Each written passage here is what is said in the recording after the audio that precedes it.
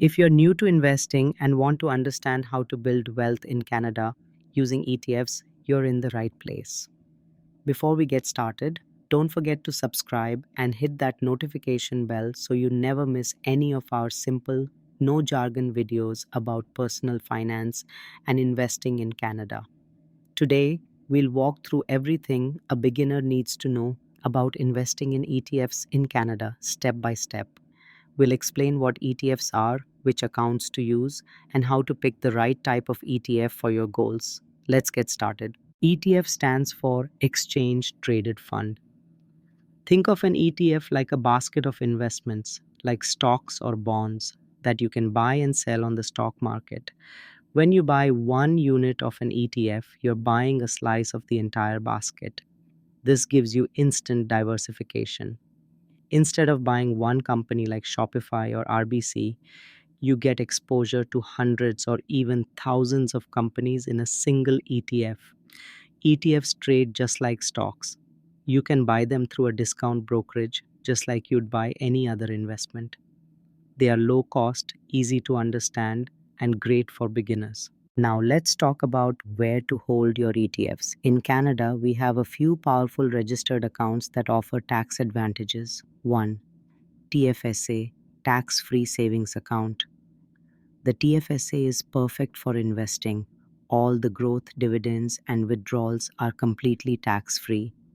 You can invest in ETFs, stocks, GICs, and more.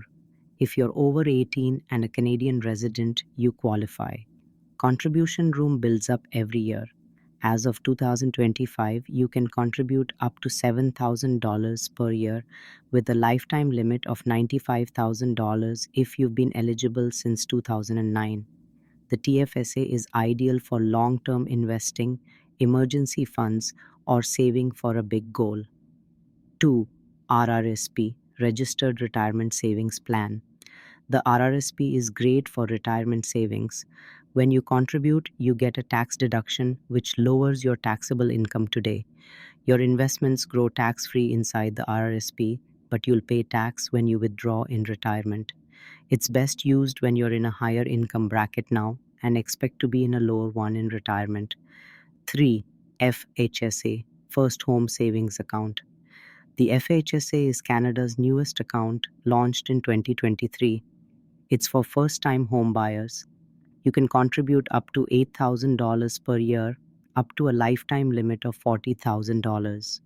Like an RRSP, your contributions are tax deductible. And like a TFSA, your withdrawals are tax-free when used to buy your first home. You can invest in ETFs in the FHSA, just like the TFSA or RRSP. Let's go over the main types of ETFs and how to pick the right one. 1. Index ETFs. These track the performance of a broad stock market index. Example, VCN, Vanguard, FTSE Canada. All Cap Index ETF tracks Canadian market. VFV, Vanguard, S&P 500 ETF tracks the US S&P 500. XO, iShares. All World, ex-Canada ETF for global exposure. Index ETFs are simple, low cost, and perfect for beginners. They don't try to beat the market, they try to match it. 2. Bond ETFs. These hold fixed income investments like government and corporate bonds. They offer stability and lower risk than stock ETFs. Examples: ZAG, BMO Aggregate Bond Index. ETF, VSB, Vanguard, Short-Term Bond ETF. Great for investors who want to reduce volatility or are nearing retirement. 3. Dividend ETFs. These focus on companies that pay consistent dividends. Examples: XDV, iShares. Canadian Select Dividend Index ETF. VDY, Vanguard, FTSE, Canadian High Dividend Yield ETF. These are popular for passive income seekers. Many people also reinvest dividends to build wealth over time. 4. Thematic ETFs. These focus on specific sectors or trends like technology, clean energy, or blockchain. Examples: RKK, ARK Innovation ETF, US based, ZCLN, BMO, Clean Energy ETF, HBLK, Blockchain Technologies ETF. These can be exciting but are often riskier and more volatile. 5. All-in-one ETFs, asset allocation ETFs.